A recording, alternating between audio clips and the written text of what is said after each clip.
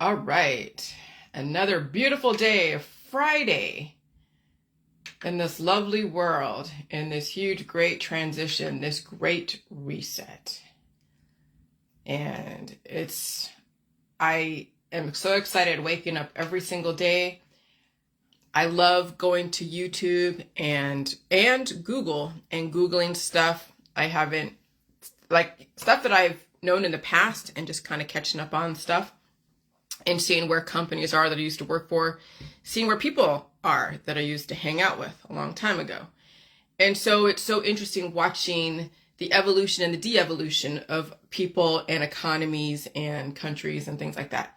So it contributes to the information. It adds more to the information for me to then eventually make some kind of sense of it, look for patterns. Because anytime, this is in my opinion, okay? Anytime that I look at things that are new, different, or things that I see that I was a part of a long time ago, it adds to my collection of memories. Okay, I expose myself to so much different diversity, new thought process, old thought processes, and also the transitioning from an old world to a new world. What are companies doing? What are people doing? And so then I look in my own world and see what I'm doing to transition from the old world to the new world. I look at how my body's transitioning from the old world to the new world. And then I figure out, how will I fit in from the old world to the new world? What am I going to do in the new world? Because I'll tell you, what makes a person happy when you think about it? Besides chasing pleasure and hormones, we all know that. The whole pleasure in paradise and chasing all that.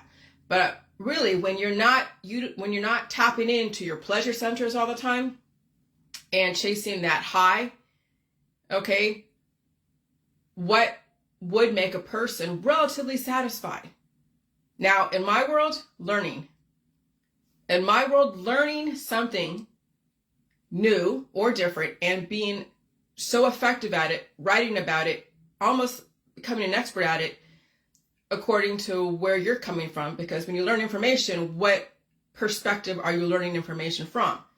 Are you learning to pass a test? Are you learning for a company with their specific intention? Are you learning from your perspective because you have something you're developing that you want to justify and support?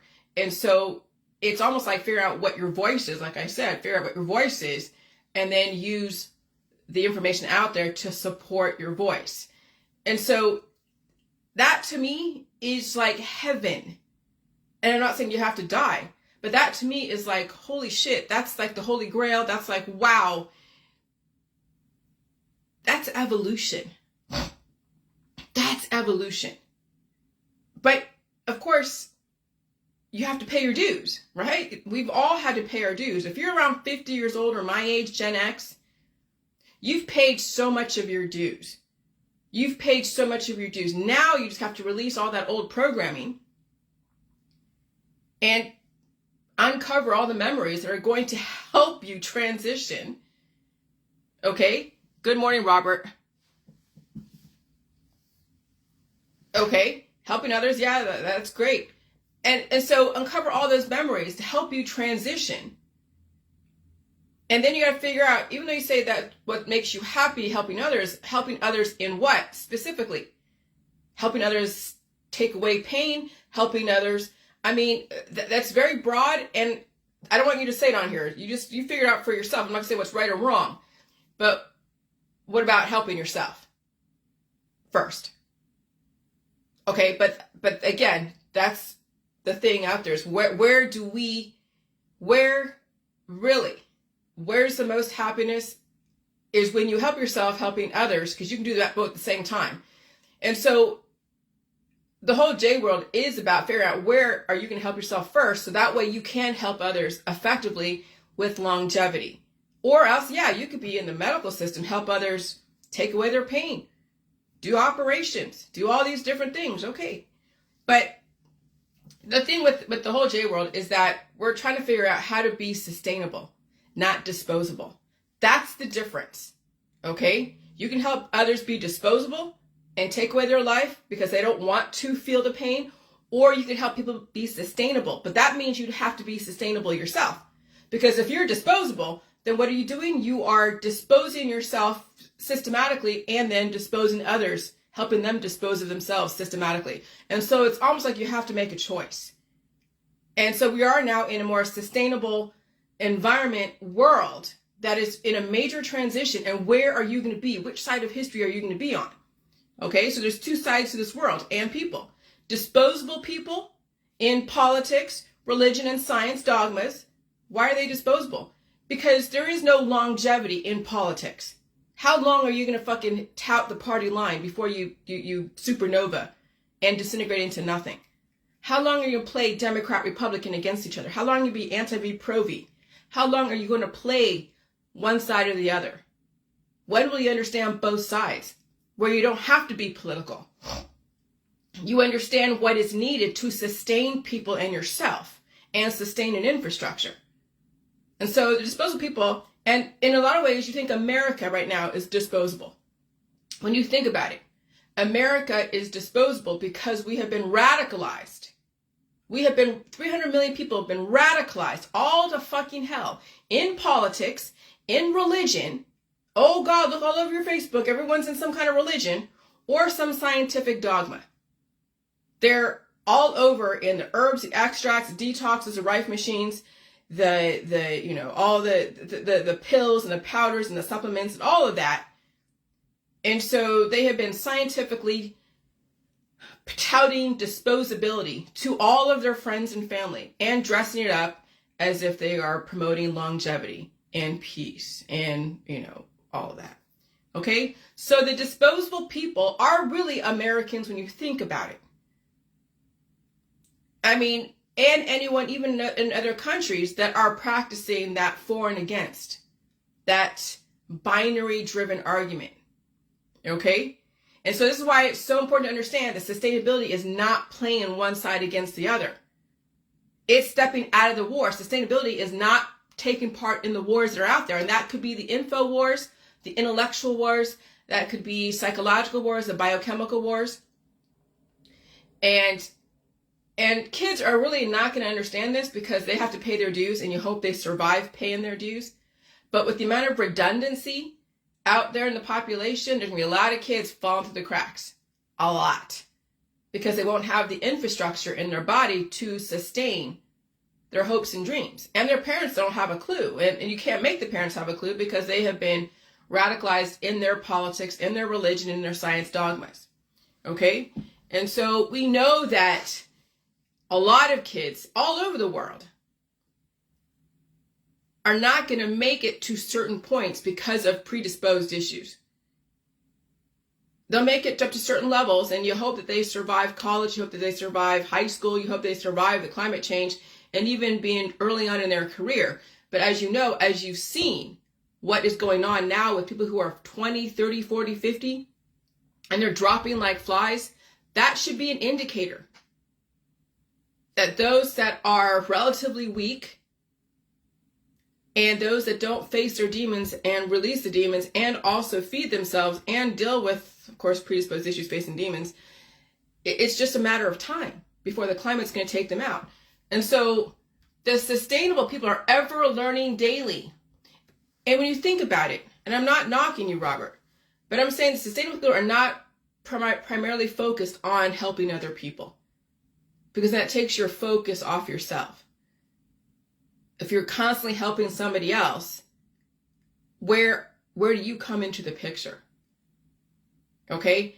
And that's selfishness actually promotes longevity. That's, in a lot of ways, selfishness promotes longevity because either you're going to take yourself out by your own selfishness, right? Or you're going to sustain yourself for a very long time because you learned how to take back your resources from those that are squandering your currency daily, and they're not using it for their own longevity. They're just using it just to keep them alive another day, but it's taken from you and you're not sustaining. You keep giving.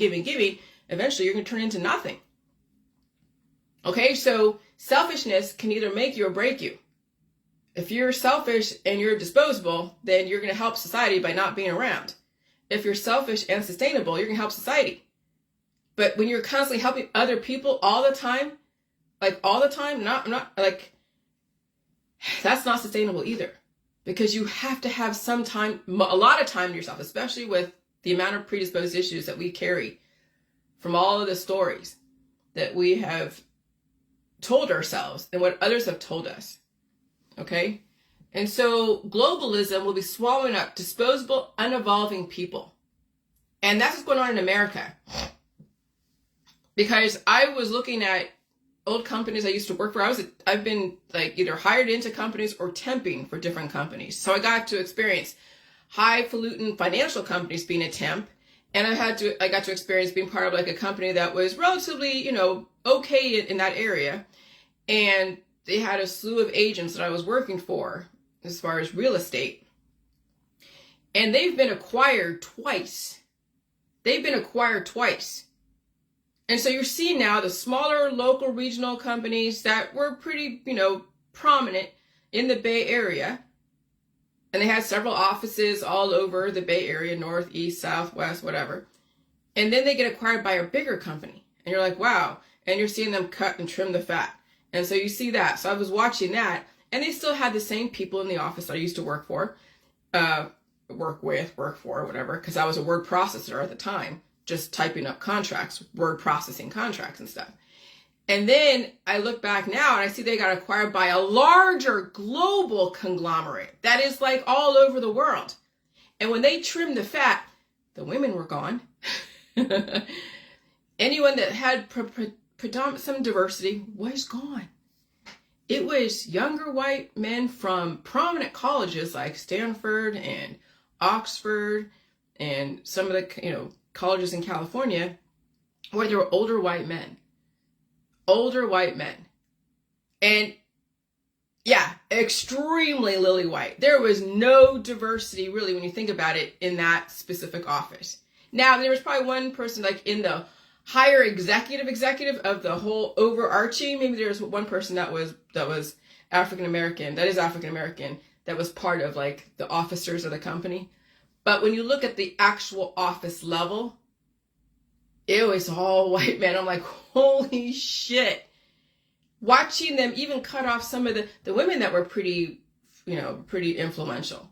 And they were gone. I mean, they weren't that influential. But they're going towards a specific thing. Because commercial properties, with how we're restructuring stuff, there's like 50% of them are empty. So yeah, they had to cut off the fat. So if you're in retail commercial property in the Bay Area and you're seeing tech industry leave, you're going to have to cut that fat. So then now parents, you have to figure out what your kids are going to get a college degree and whatever, but they're going to have to be so fluid in the changes and keeping up with where the global society is going, and even where locally, regionally, where they are, where their society is going. And telling you, you're competing against the fucking world. So this is what Klaus Schwab was saying. Competing on a level playing field. And that means that those in America that were given so many opportunities, now they're going to have to compete with those like in Africa that are given a lot of opportunities. Like I'm seeing even on Netflix, they have shows they have like the Dubai bling, like selling sunset, real estate, and all the movers and shakers that have all the clothing and the rich houses. Even in Africa, they have the same thing. There are rich African Americans in Africa that are playing that part of leading populations. They have concerts in Africa. They're going through the same frequency controls,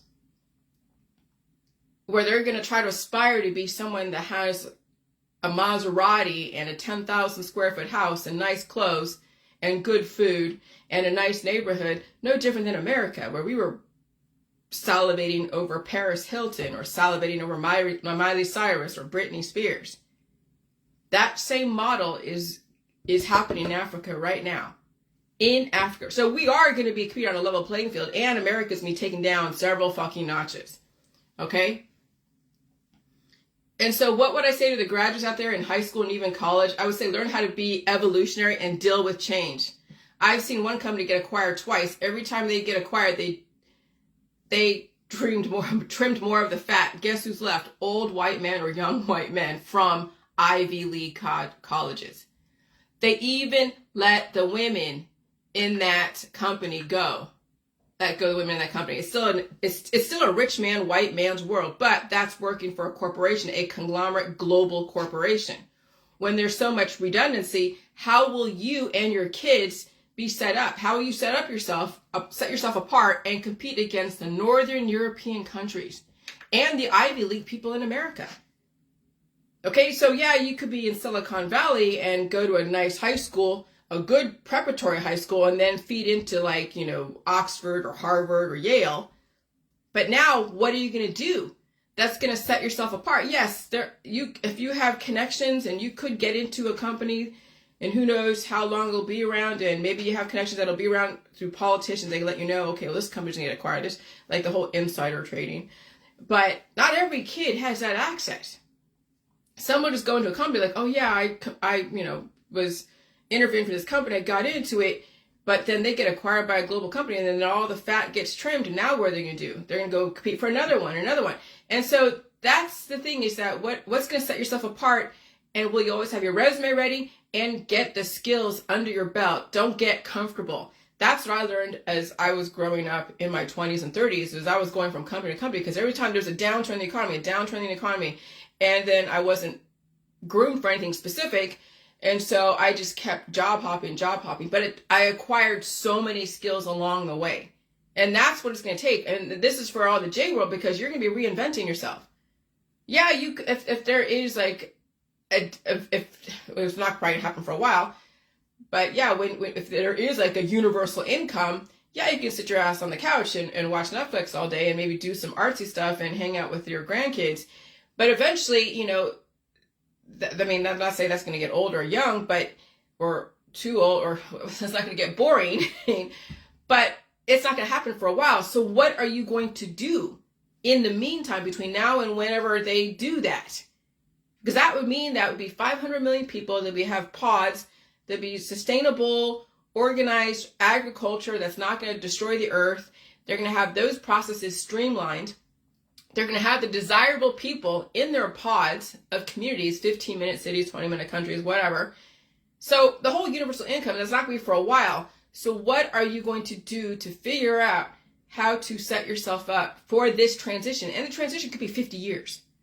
Remember, 2050 is what their aim is, to get to a certain point.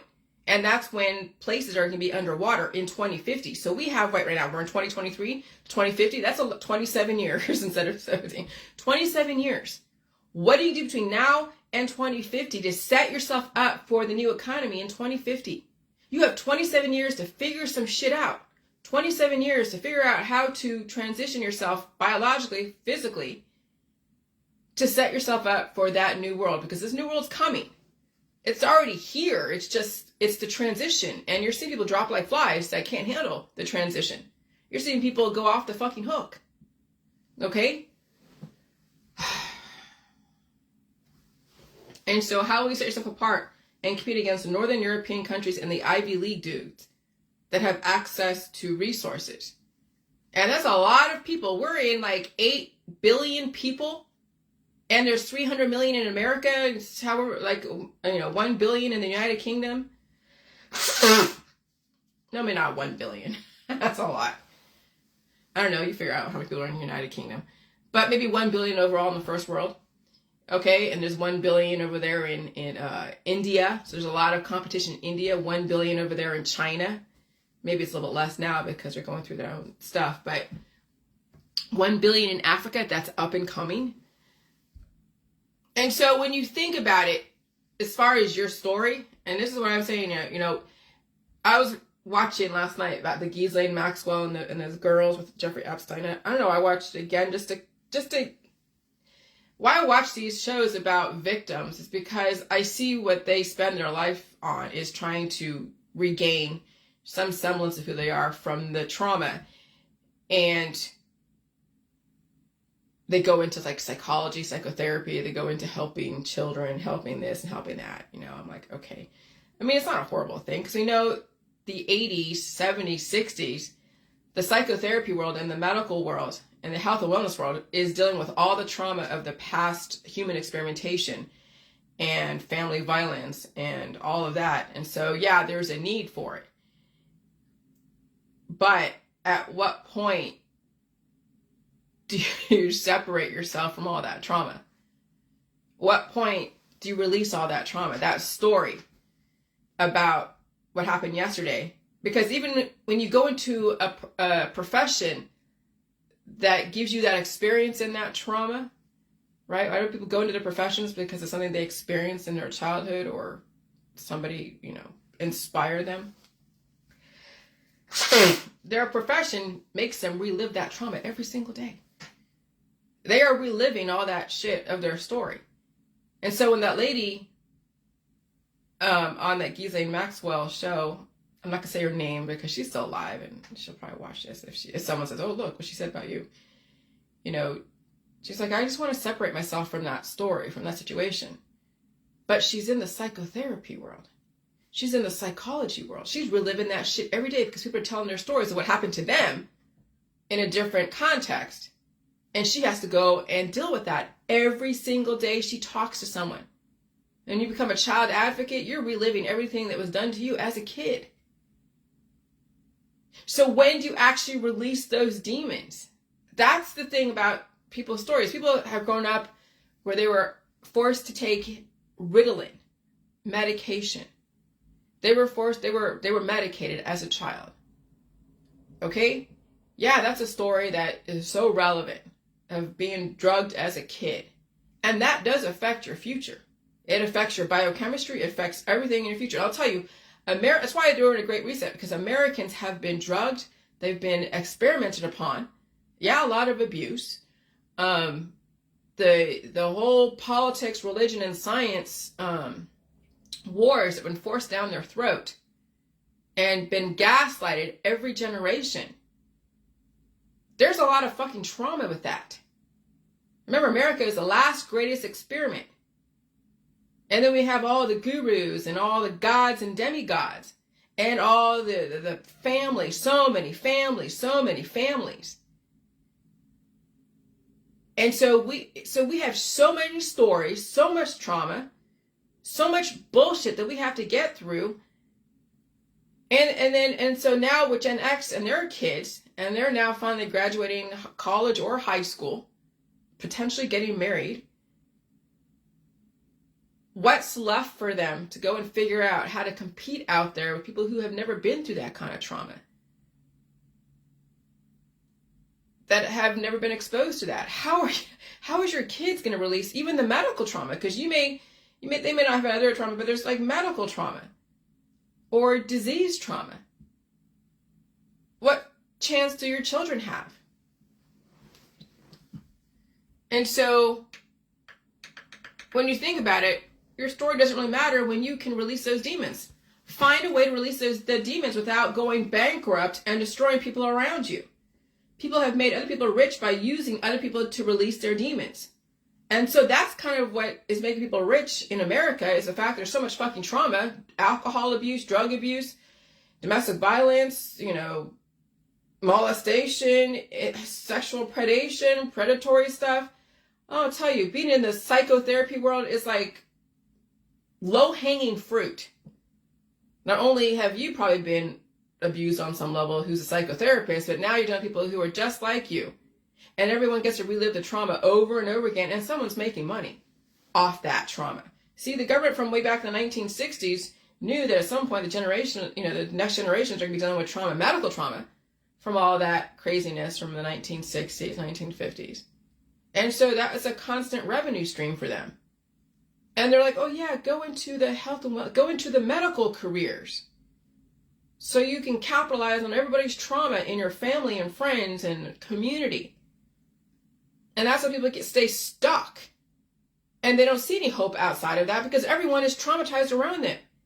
But when you look outside of your pond of people and you look at, wow, why do they look relatively normal? But I mean, they are. Everyone can be hiding something. But there's probably literally countries that have not dealt with trauma. And yeah, they may grow old, but that's also a trauma in itself, deteriorating. And does anyone grow old peacefully? I don't know. I think maybe that could be a fallacy. And is there anyone out there that has not been traumatized in some way, even in Northern European countries, even across the world, and in the rich families? I don't know that, because I've seen rich families put their kids through crazy shit, like even the Crown. What is it? King Charles went to a prep school where he had to go through some shit. Okay? He had to go through some shit. And so can you be innovative and evolutionary and sustainable, longevity, even immortal, without going through external trauma? Well, first you have to deal with your predisposed issues. That's the thing. That's traumatic in itself. So even dealing with your own shit, that's your own boot camp when you think about it.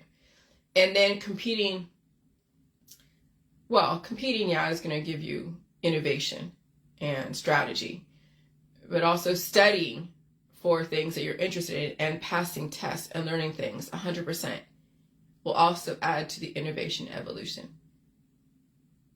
And then that would also lend itself to then more creativity and inventions and things that people didn't even know could be possible, because they've uncovered the gifts within themselves. They weren't always helping somebody else. They really understood how to help themselves. It wasn't about other people. It was really about themselves. Okay? So I think it's possible that you don't have to have somebody go through a type of external trauma of somebody yelling at you and causing so much duress in your childhood in order to make you an amazing human being. Because the reason why people have issues with stuff is because they've never really were able to deal, they never really faced their predisposed issues, all the scars and the trauma of their diseases that were always kept under wraps with cures and surgeries and other anesthetizing agents. And when people are on drugs all the time, or taking medication, or having food withheld from them so they can perform, that's a trauma in of itself. Okay? And so, yeah. So, people have made other people rich by using other people to release their demons. What would happen if you saved yourself not only money, time, and blood, sweat, and tears, and found a way to release your demons, and you didn't have to pay anyone to do it? What would happen if you saved yourself? And not only in money, time, and blood, sweat, and tears, and you found a way to release your own demons, and you didn't have to pay anyone to do that. Okay? And so you're going to have to measure the amount of trauma in your life, as well as your family genetic line, and what you could possibly face during that process. And so this is for the people in the J world. Obviously, not everyone can do it on their own, but some can. And you have to determine if you are appropriate to release your own demons. I think first is never consider yourself a victim of anyone or anything. And yeah, stop blaming. And I mean, stop blaming ex-boyfriends, ex-girlfriends, family members, bosses, friends, families, and whatever. You even stop playing and blaming the medical system. And that's huge. It's like saying, I'm not going to drink bleach because it's not FDA approved. I want to live, so there's no reason for me to use a medical holistic system. So, okay, why did I say that? Okay. And so,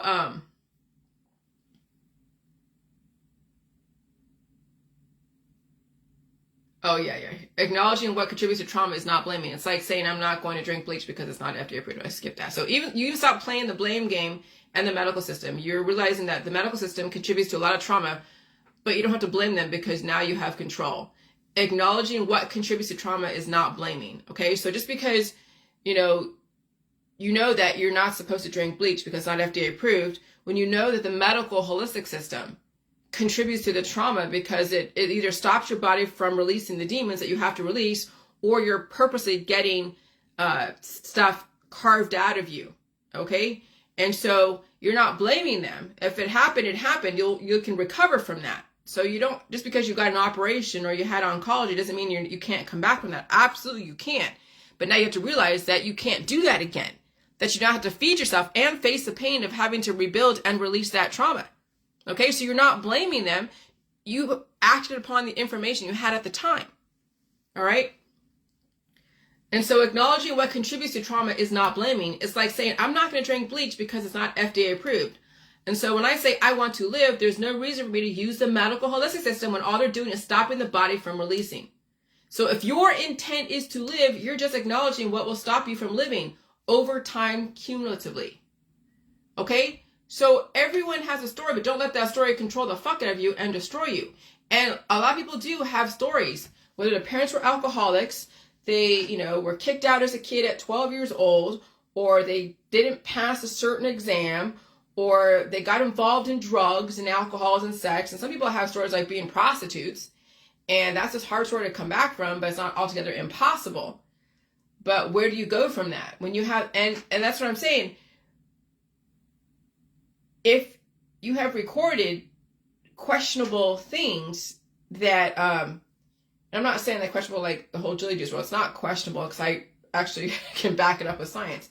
But if you've done sexual things, you've done drug things on the internet and it's recorded somewhere, now you're going to figure out how do you come back from it. That's what I'm saying. The internet is permanent. Okay, so these girls nowadays and these boys nowadays have to realize that what they're doing on the internet could come back and bite them in the ass in specific jobs. Unless you develop your own company and you're an entrepreneur and you can also figure out how to tackle what you did 10, 15, 20 years ago, if it's been recorded on the internet and there's articles about you and all that stuff.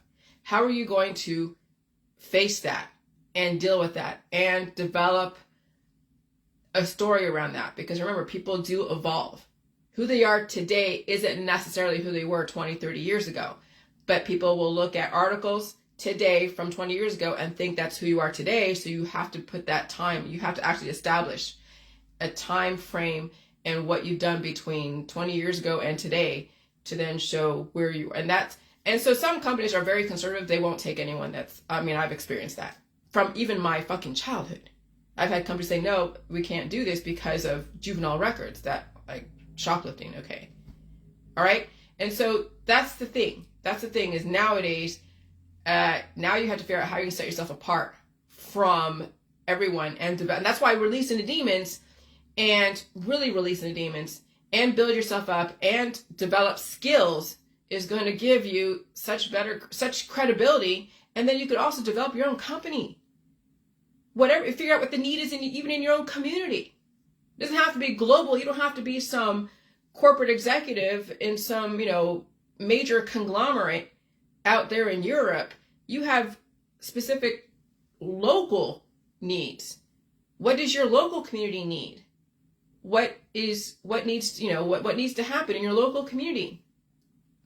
Okay, so it's good to be local and figure out locally if you're not going to be able to compete with those that are from Ivy League schools and in high prominent families. Okay, so everyone has a place. You got to figure out what it is, but you have to release those demons so you can give yourself that chance.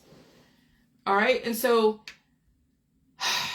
yeah, and so let me go back down here because I'm listening to what these old rich white men in the finance field are talking about, as far as the future and sustainability and innovation and even all the different layoffs that are going on and what they're looking for in people. It doesn't mean that you're going to go and compete in that company, but the world is looking for someone evolutionary, passionate about what they're doing. And yes, if helping people is making you passionate and you don't plan to live forever, okay, fine. And I get it and I understand. But I think there's another side to it. It's like, how are you going to make yourself, what are you doing for yourself? And how much, and that's the thing, we all have to figure out how to balance out our contribution to society and as well as our contribution to ourselves. And what are the specific measurable results to show that we are actually taking care of ourselves so we can continue to help other people. Okay? Because if you're gone, then what was it all for? Okay, you helped somebody do what, though? What did you help someone do? You made them happy? Okay. It's like in my world, I don't want to make people happy when you think about it. They make themselves happy. It's not my job to make anyone happy. What I want for the world and for myself is the feeling of accomplishment, regardless of history. And I don't say the only way, but an awesome way that is unpredictable. is when you release your demons, you figure out what you know in your world, what you're doing, because you guys have all your different strengths and weaknesses and backgrounds and experiences. And when you release all those demons of trauma and bullshit and distraction, and then finally all the necessary components, the gifts that were given to you all coming together, and now there is something that's coming of that. There is a project, there is a company, there is innovation, there is so much. And there's so much to learn out there. There's so much. What will you uncover during that process? And when you finally release all that physical trauma and psychological trauma and intellectual trauma, what's next after all of that? And you're not cured, okay? You're not doing operations. You're not withholding food from yourself. You're dealing with the fluctuations, and America's going through some major fluctuations, okay? What is your, then what's your purpose in life once you release all those demons? And that's the thing, in my opinion, is that once you release the demons, then you could probably develop a purpose, because you're not working through all the past trauma. You're not working through somebody else's voice, because somebody else spoke for you. They said you should be doing this, this, this, and this. Your mom, your dad, your parishioner, your rabbi, authority. They're saying you should be this way, you should act this way, you should do this way, and all this stuff, right? So once you release all those voices in your head, they're telling you should be this and that and everything, then I think, in my opinion, you can develop an organic purpose that is now based upon everything that was given to you and what you've taken on, and then all that trauma and all those broken and demented cells that were still in your body are not influencing your decisions. And those could be the fears, because there's a lot of trauma. That's why there's broken and demented cells, because those are trauma. When that's not influencing you, when trauma isn't influencing you, holy shit, what is next? What kind of innovation? That's what America needs to go towards, because we've been given so much information. We've been given so much innovation. We've been given so much because we have utilized people's brains, and we have given them big houses and incentivized them to go to work every single day and uncover innovation, uncover things that wouldn't be uncovered in other places. So now what do? We now have to release all that trauma to get to that point and just now get to the cream of the innovation. The cream of the intention was to develop something sustainable, innovative, and also, satisfying. And then how will you get compensation for that so you can live? And it could be working at a local place, doing whatever you got to do, whatever makes you happy, I guess, or whatever makes you satisfied. But that sky is the limit. Sky's the limit. But now, with the way, with the internet and with how America has been programmed sexually, like literally sexually, like compromised and leveraged sexually. Now we got to get our girls to figure out, holy shit, they're going to be up against their hormones. They're going to be up against predators in college. They'll be up against predators even out there on the internet. They'll be up against predators out there on the street. And if they are gorgeous, I don't know. That's going to be difficult for parents who have had daughters groomed to be a specific way. Will they have a chance to compete when they have that kind of trauma in their body, mind, and spirit? And so let me see. I'm going to read some shiz. Oh, that's right. Okay. And so, yeah, I put stuff on the wall. I actually, when you think about it, I have a whiteboard. My husband got me a whiteboard a long time ago. I finally put it to use. So I have that stuff there. So, if I need to write something, I'll write something. But when you think about competing on a global level, you think about a society of people who are drinking milk, eating meat, eating all foods. They release their demons. They're all very strong. No disease. They can handle fluctuations in the environment, okay? They're not acting out, they're not traumatized, they're not overly sexual or anything like that. They're not bullies, they're not so built up, okay, and doing all that. But they are intelligent, relatively peaceful, and organized. Where do you think, who's a company going to pick? Someone from, and educated too. That's, in my opinion, that's going to be the ultimate.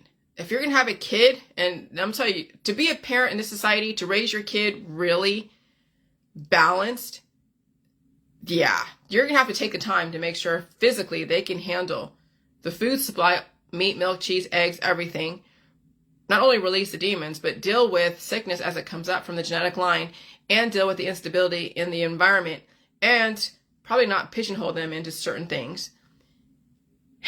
And I wouldn't even test them for certain strengths, because at this point, when they're going through a growth process, they're going to be the demon, the condensed hormones that cause them to be an offspring to begin with, because those hormones, and why they're an offspring is because the hormones were the most prominent thing in the mother that then gave the child to be who they are.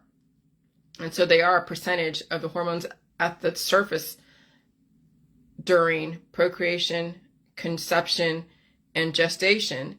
And so then that has to be diluted and then brought in other hormones and evolution. And that takes time on this earth to bring in not only the biodiversity, all the microbes, so you gain immunity and you gain body and strength and wisdom, but then you have to get education as well, introducing them to not only math and physics and chemistry, and sciences, of course, but also the English language, the written word, how to construct sentences and paragraphs and develop, novels or theses. So that way, when they go out there in the world and they see stuff, they could see what could be, what could be updated and revised and even, reconfigured.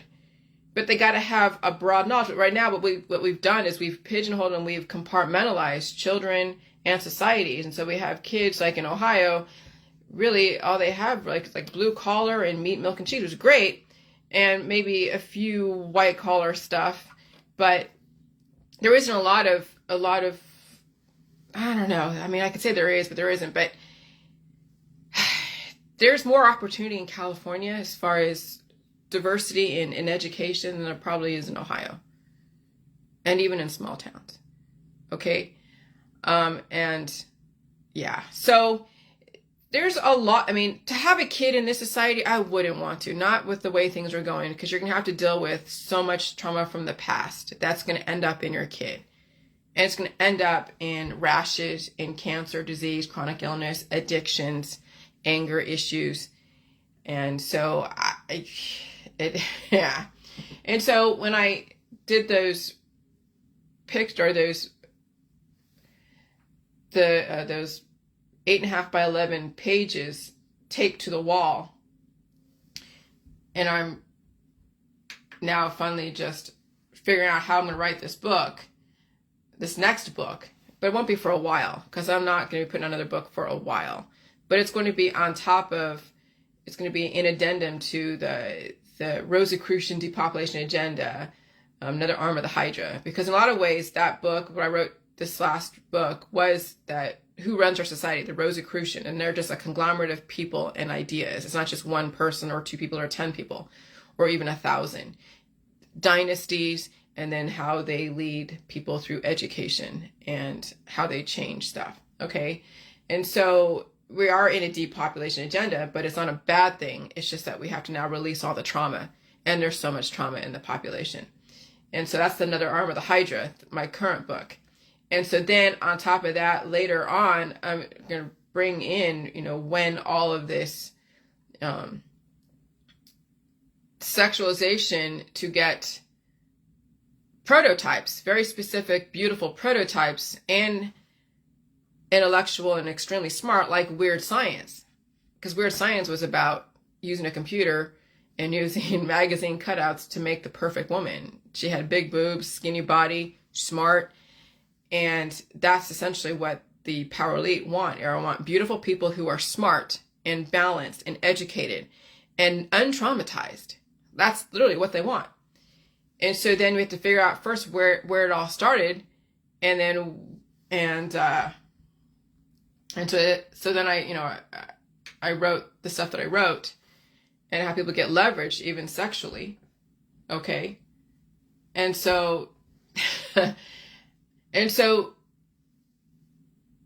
leveraged sexually through politics, religion, and science. And so then you have the offspring who may have come from that, but doesn't mean like Anna Nicole Smith, her daughter, hopefully will be nothing like Anna Nicole Smith. Hopefully her daughter will finally go into something that'll be respectable and not so sensationalist like Hollywood. And so she can then carry on her mother's name and give it now credibility, give it some respectability. Because poor Anna Nicole was probably an experiment from her mom, and her mom's day and age of raising kids and all the CRISPR gene editing and the way they did that back in the 60s, 70s, and 80s. Anna Nicole Smith came out really just beautiful, but messed up. But beautiful, and messed up. Now she has a daughter who can turn that shit around. Okay? And so, but if she wants to live indefinitely, then she's going to have to face all the demons that are in her genetic line. How is she going to do that? And what is that going to look like? And when you do start releasing demons and building yourself up, what's that going to look like when someone had drug addicts in their family? Oh, it's going to be a lot of hell. Okay? A lot of hell. But she'll be programmed for something specific. I don't know what it is. We'll see what happens with her. All right? And so that's the thing that now with kids today who have grown up from Gen X moms and even baby boomer moms and dads and even millennials, is that when they finally become 18, they can be mad at mom and dad for drugging them in their childhood on a continuous basis. They can be mad at them, but they don't have to be mad at them. Now, how are you going to release those demons and survive and compete? And if you have a relatively benign background and there's no craziness and nothing that is like on a permanent record, and you're not part of OnlyFans, and you haven't done drugs like illicit drugs, then releasing those demons of how you're raised as a child will be then your private venture. And it won't be as bad as for me, like my shit, I had to go through so much shit to get to a certain level. But if you have a relatively benign background and all you have is just illicit or is prescription drugs like ADHD medication and cause you to be so big and so obese, and now you're willing to, and you're married, okay, and you're married to someone who's relatively stable, and you don't need too much, you can spend 5 or 6 years releasing demons. You can still do stuff on the side, maybe do a part-time job, but your prominent job is to release those demons. Your prominent job is to finally get yourself back to center on some level, if you can even understand this information. And that takes strategy. But some people are too far gone and they've put themselves on OnlyFans. They have compromised themselves they've gotten drug charges on them that, I guess if they're federal charges, they don't come off, I don't think. Or maybe they do, I don't know. It just depends. You can get shit expunged from your records so that doesn't follow you for the rest of your life. But certain things, if there's something, even on your juvenile record, that can come back to haunt you. Believe me, nothing is ever secret from federal companies. But this is the importance of navigating your life, even as a child, all the way to teenhood, and then to young adulthood. Parents and kids. Kids now are probably smarter, so they understand the importance of not ending up in places that are going to bite them in the ass later to cause them to be leveraged. See, luckily I have the J world. If I didn't have the J world, I don't know, man. If I didn't have the J world in my discoveries, I would, again, be another person bitching about their parents and how the world mistreated me and all this other shit. Okay? But thank God I have the J world. Thank fucking God. That's my ticket out of my bullshit, out of all that stuff from the 80s. Because when you think about it, nothing was really my fault.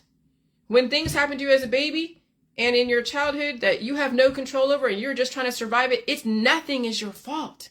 Even kids are drugged as a baby and drugged as a kid, and they're given all these Ritalin and ADHD medication and everything else under the sun because parents don't know any better because they were told by their doctors to do that. It's not their fault. Now they just got to release those demons. Okay? And so you just hope that the things you did when you were a kid aren't going to be so horrible. I mean, shoplifting for me was not horrible. Shoplifting a pair of pants at a mall was really nothing, considering all the shit that was going on in the 80s and whatever I was going through. So that's really nothing. Okay? And we've all had different experiences on some level, dating and all that stuff. That shouldn't really be held against you either. Because, you date someone who's stupid, you're being run by hormones, and you're trying to find some kind of like peace and stability. And you're told that getting married or having a boyfriend is the only way to have peace and stability. And then trying to find that right mate. Holy shit. I feel bad for girls. I don't really feel bad, but I do. Unless your parents are like doing arranged marriages and you're part of a homogenized group that they're like, okay, my kid's going to date this kid. And some places do that where they stay in homogenized areas and then they have their friends and family's kids marry each other. Okay. But there's still, cancer, disease, and chronic illness and all that shit that they have to deal with. So, growing up in this society is so difficult. So if you don't have that pressure, of having to get married and having all the physical issues like PMS or other types of stuff haunting you, you got it made. You literally have it made when you don't need to be married and all of that. And that would mean that the people who use food as medicine or natural remedies cause more issues in their offspring and themselves. So that's the thing is that if parents realize now today to stop using food as medicine, stop developing allergies in their offspring, stop developing allergies in themselves, they can give their kids half a fucking chance to compete out there without relying on getting married and relying on sex and relying on somebody to save them or a God to save them. So the people who use food as medicine or natural remedies cause more issues in their offspring and themselves. When you use herbs in your environment against any infection, then when you go outside, people get allergies because they use the environment as a weapon against their infection. This is also why people have food allergies. They are using food as medicine against infection. Their body builds up a defense, anaphylaxis against the foods, proteins, because it was used in conjunction with an antibiotic. And when they get exposed to the foods used as with antibiotics from prior infection, that's when they get the anaphylaxis. And so when I was Googling fish oil being used as an antibiotic, and then we know that there's fish allergies that happen in the population, and sometimes it becomes sudden. People get a sudden allergic reaction to fish, and they never had that before. Well, can you imagine that finally those, if they were using something in their genetic line finally woke up that was an antibiotic against fish because maybe their parents used a medication that had fish oil in it. Maybe they took something that had fish oil in it as an antibiotic for infection. Okay? And so the discovery, this is where science can be such a pain in the ass and why science can also be a double-edged sword working against people. This discovery led by Flinders University and just published in International Journal Embio found that the antimicrobial powers of fish oil fatty acid, see weaponizing fatty acid? The antimicrobial powers of fish oil fatty acids could prove a simple and safe dietary supplement for people to take with antibiotics to make their fight against infection more effective. That's the weaponization of fatty acid against people. And it's written so nicely as if they're trying to save you from life. evolution. That's how insidious science can be to weaponize food against the population. That's how food allergies are developed.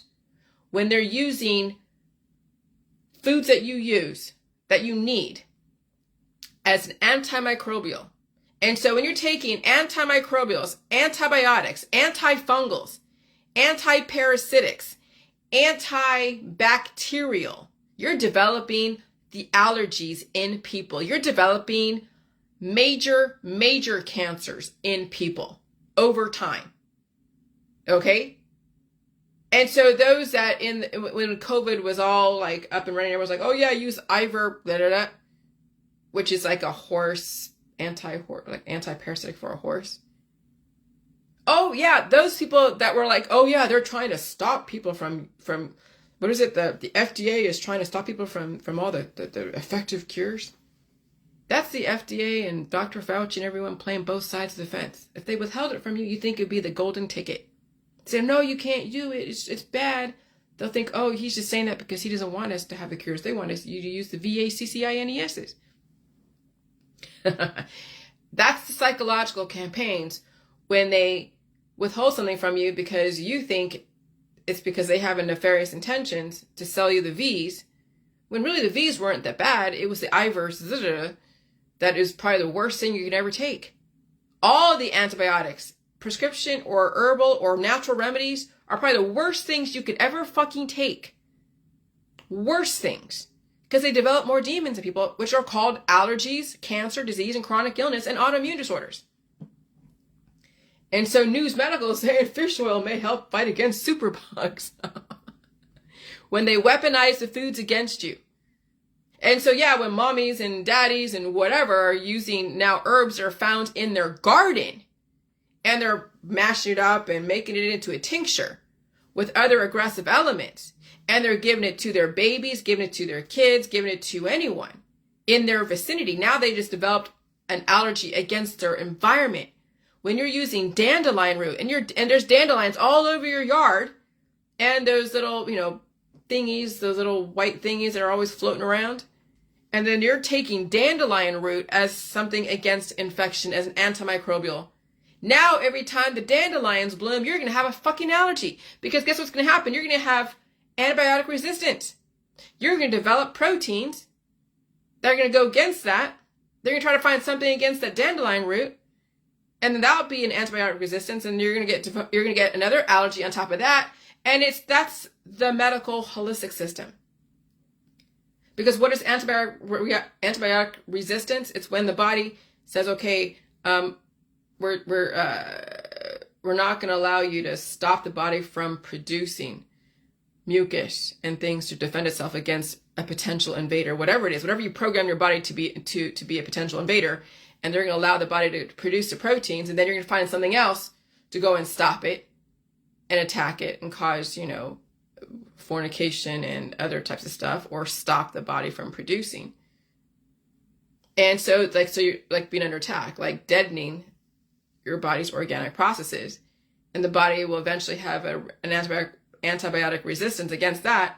And so then all your different herbs and extracts and detoxes and everything, the prescription drugs, that's why there's people on strings of prescription drugs, and they have to keep changing them because the system or the environment keeps shifting, and it wants to live, and it's going to want to purge out that shit, and then you're going to be like, oh my God, I don't want to feel it again, and you're taking something else on top of that until your whole food supply and everything in your garden is weaponized against you, and then you pass away because you can't handle the body trying to purge out all that crap. That's why the medical holistic system is probably the worst thing for people who want to live. Potentially indefinitely. And so people don't survive their holistic friends. And even the medical system, people don't survive them. Obviously, look at the end result. It's the morgue. The food is weaponized against them, using food as medicine. Fish allergy can cause a severe reaction called anaphylaxis, even if the previous reaction was mild. Oh yeah, it gets, I mean, you imagine when eggs are used in so many different things, and nuts used. I mean, let me see. Nuts. Or walnut oil can make a nut allergy. Yeah. When you're using the tinctures, again, when you're going into the nutritional homeopathic store, the vitamin shop or something like that, and they have a whole thing of tinctures where it shows walnut oil, lemon oil, all these different oils, ashwagandha, all that stuff. That's all in your environment. That's all the natural remedies, right? I don't say natural like that because it sounds like it's good, but it's fucking not. When you're taking natural remedies out there, even prescription drugs, because they're made from plants, you've weaponized your whole environment against your whole genetic line. And then it's the aging process. All those demons in your body are sucking the life out of you. And so that's why I posted that reel about Justine Bateman defending the aging process. She doesn't look like she's getting old. She looks like she's deteriorating. She looks like she's deteriorating, not even getting old. I see people who are younger than me deteriorating. They look old to someone who probably doesn't know the context of who they are. They don't know how.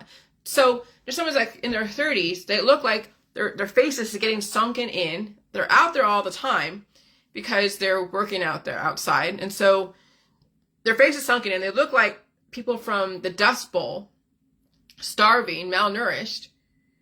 But someone who's like 10 years old who doesn't have the context of how to position that 30-year-old in, they're like, oh God, look at that old man.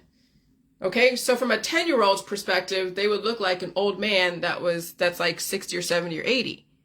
But when I see people that are younger than me, losing everything, and seeing someone who's even 57 years old, if she just had some milk and meat and released the demons and had the fatty acid, amino acid, prohormones, and minerals, she wouldn't look like she's like turning into an old woman.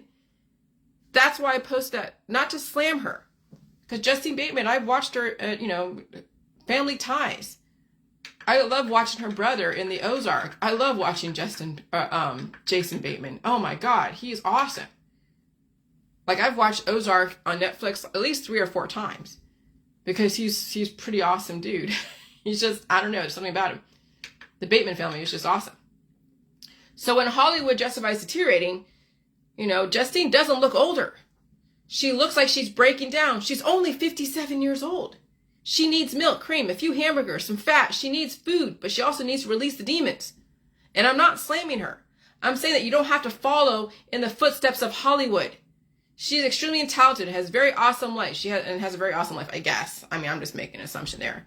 She gave us amazing movies and TV shows, but she also does not have to pass away from deterioration.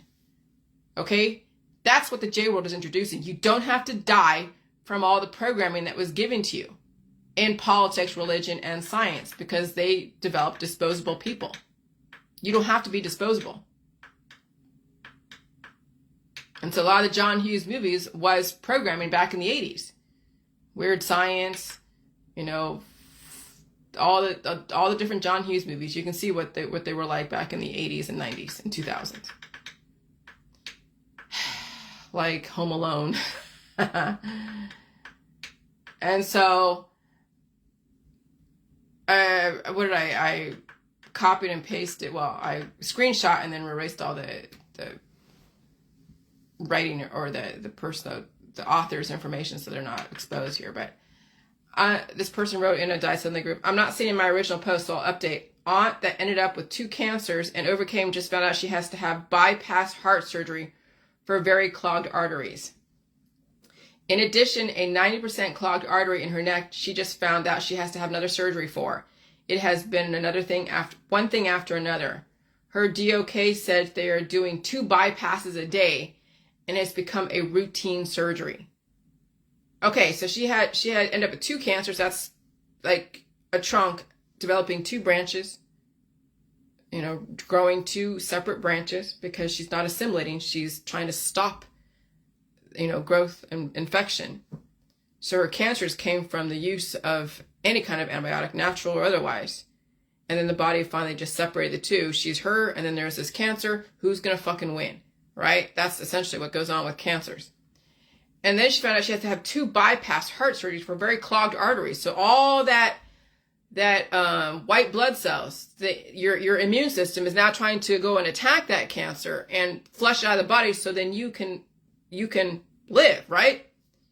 Well, if you're not releasing the demons, the excessive immunological response and plus that cancer, which is like a demon, then it's going to clog up your arteries and capillaries, and that's why there's fast-moving cancers and people dying from heart attacks and strokes or having to do bypass surgery. So clogged arteries in a closed system is disaster. My book says we want to have an open system so you can release those fucking demons so they're not clogging up your arteries and capillaries and you're not developing cancer. But what does the system do? They are doing massive amounts of oncology, radiation, frequency therapies, cannabis. They're throwing everything in the kitchen sink at a person. And the person, of course, is not going to survive that. You've seen that in people who have had cancer and they're slight. When someone is slight, they're not like they're like my size or even smaller.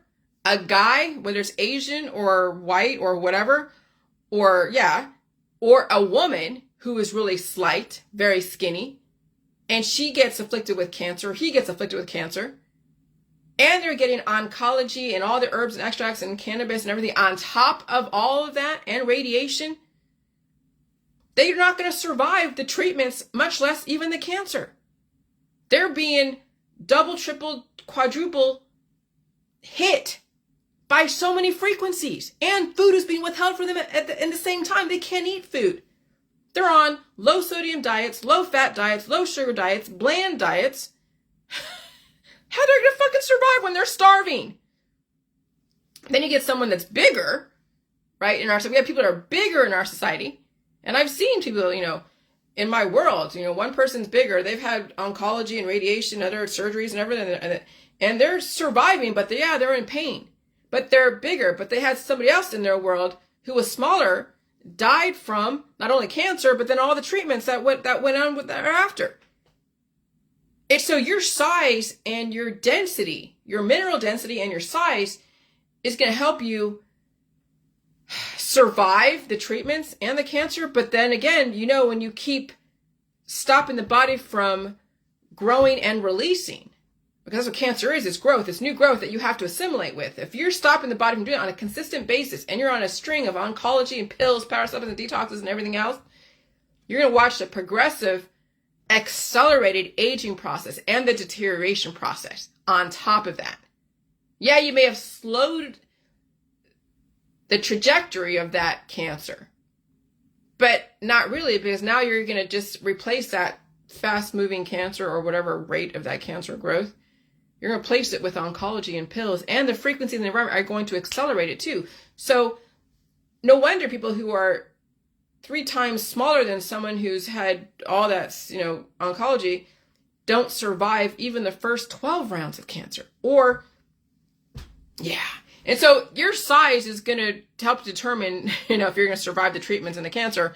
But again, that's not where you want to end up. You don't want to just survive the treatment.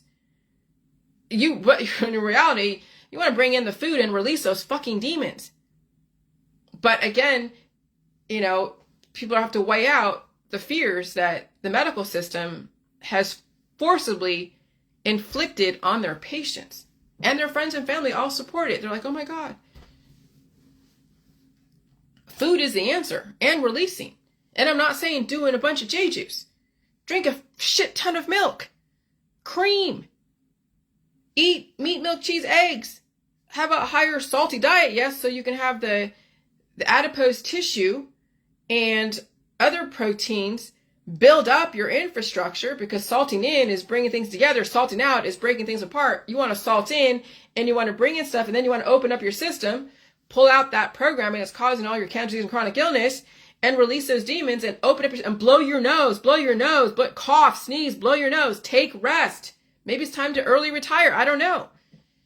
But that's the issue right now, is that we have people who have closed systems, clogged arteries, fast-moving cancers, and their children have those predisposed issues. When will their shit trigger in this environment? That's what people are facing. And that's scary. And so if you don't open up your system, release the demons, and feed yourself not just vegetables, but also gluten, sugar, salt, cream, milk, eggs, meat, complete proteins, this is the future for you. Fighting your body, trying to live. And you're employing mercenaries who really don't care if you live or die, because you know the end result is death. So they're going to take your resources on your way out the door. Not only the insurance is going to pay for a bunch of stuff that they're doing to you, but they're taking away your resources, your time. It's really fucking sad out there. It's trippy.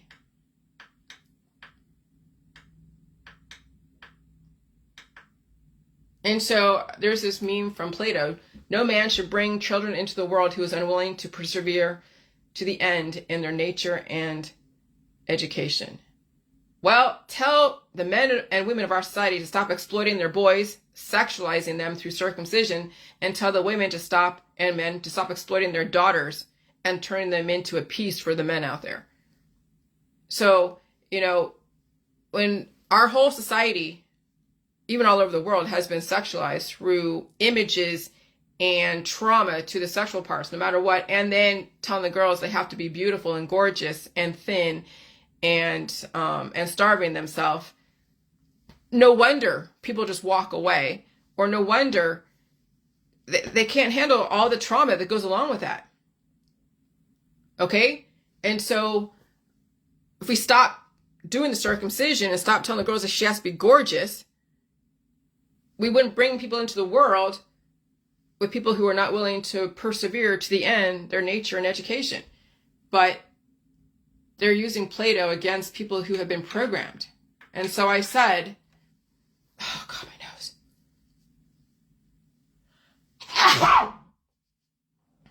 nose. You gotta sneeze, okay? It's like telling women to be chaste, but also look for a man to get married.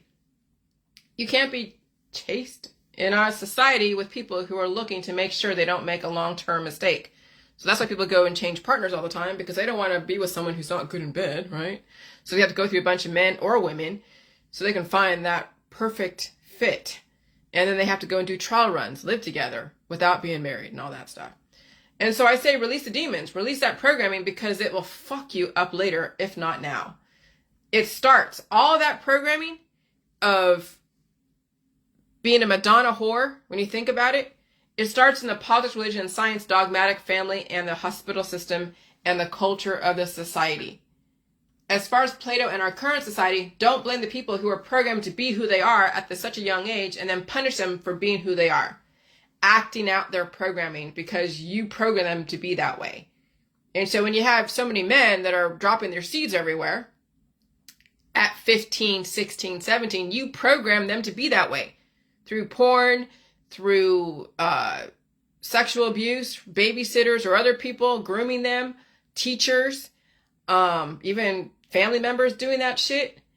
And it's in the movies, it's everywhere, and circumcision, and girls are told that you're supposed to be beautiful and gorgeous, and they have all of these images, and then they go and act out and have sex, and maybe they don't use protection, maybe they do. What else is gonna fucking happen? What else is gonna fucking happen? So you know what you're doing in the porn industry, in the movies, and then the culture in your school system and the family system. It's like a mother saying that looks and sexuality is the most important thing, and then the girl goes and gets sexual or sneaks out, has boyfriends, and then gets punished for it. How many mothers tell their boys to be handsome and date? Then all of a sudden somebody gets pregnant. Then the fathers of the daughters go after the guy who gets his daughter pregnant, maybe at a young age, when the whole culture set them both up to fail. How many mothers and fathers out there do that to their daughters and sons? How many people in society do that to their neighbors? To their neighbors and classmates and peers? A shit ton. Exploit them and then punish them when they act out the programming. It's like starving people and telling them to stop craving food. Like, seriously, don't ever use Plato against men and women and non-binaries in this society. Our society has had their hormones weaponized against them, and then they get punished for it. So I don't want to hear anyone talk about deadbeat dads or deadbeat moms, or blaming the ex, or blaming anyone that doesn't step up, or giving so much credibility to someone that steps up as if they were shaming the person that didn't. You all have been weaponized against everybody. You all have been programmed to act a certain way.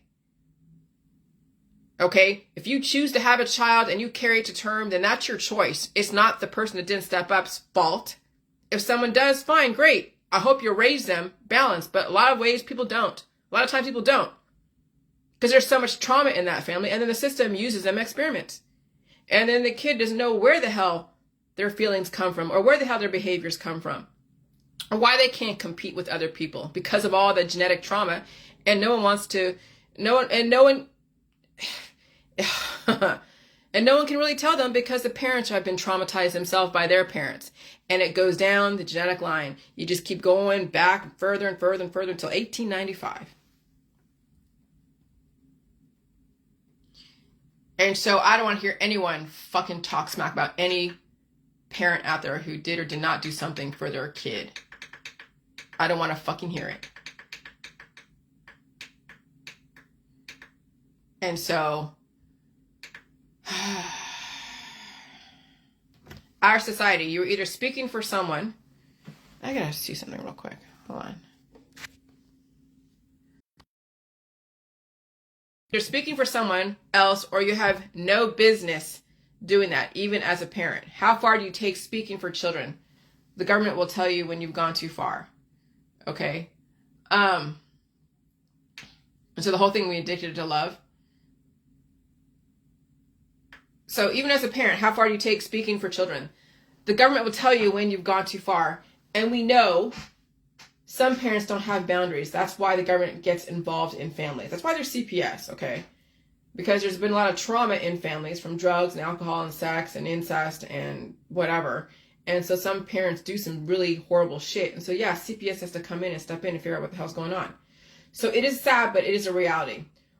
Or are you being spoken for by somebody in politics, religion, and science, dogmas? Someone is always speaking for you, whether it's a god or a guru or your significant other or daughter or son or a politician, religious leader or activist leader, or your therapist or academia is right in your mouth spewing out your professor's belief systems.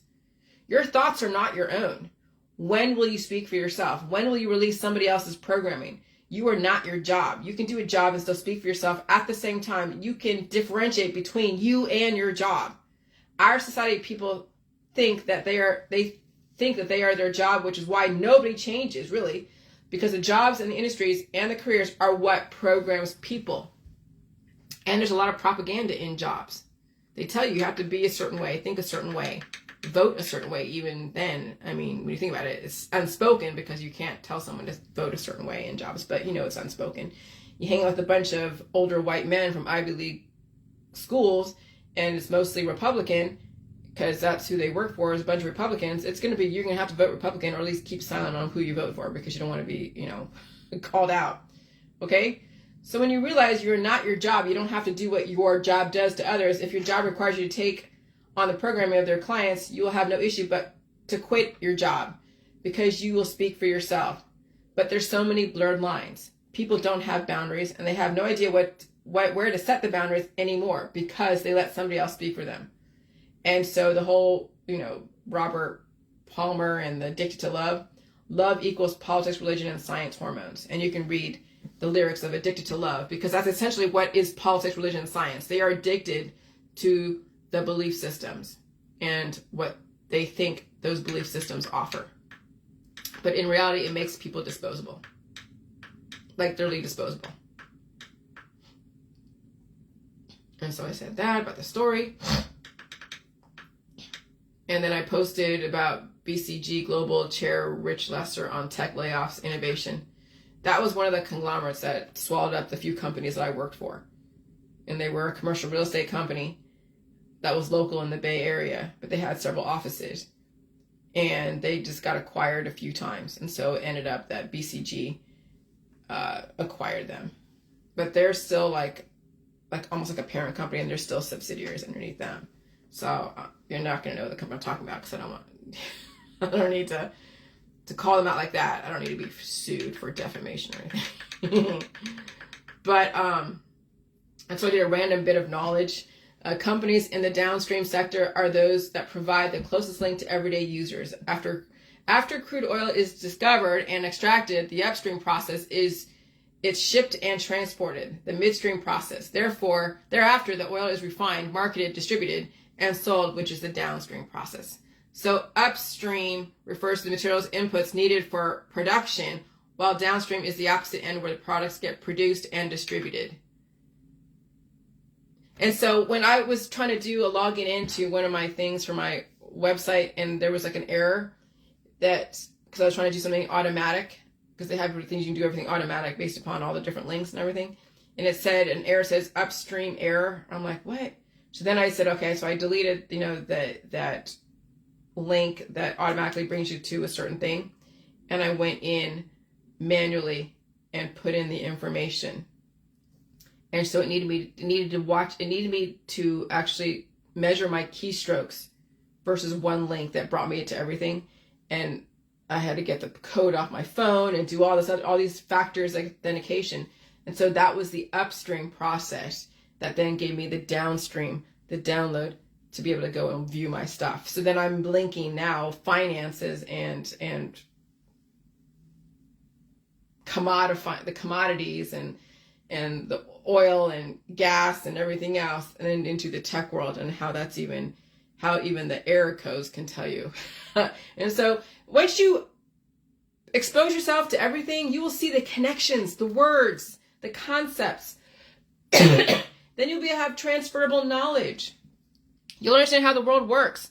But it takes more than 50 years, 60 years to be alive. It takes more than 80 years to be alive to understand how the world works. And even then, there's still more to learn. But ever not learn everything. And so then, another video about BCG career advice, how to navigate a changing world of work.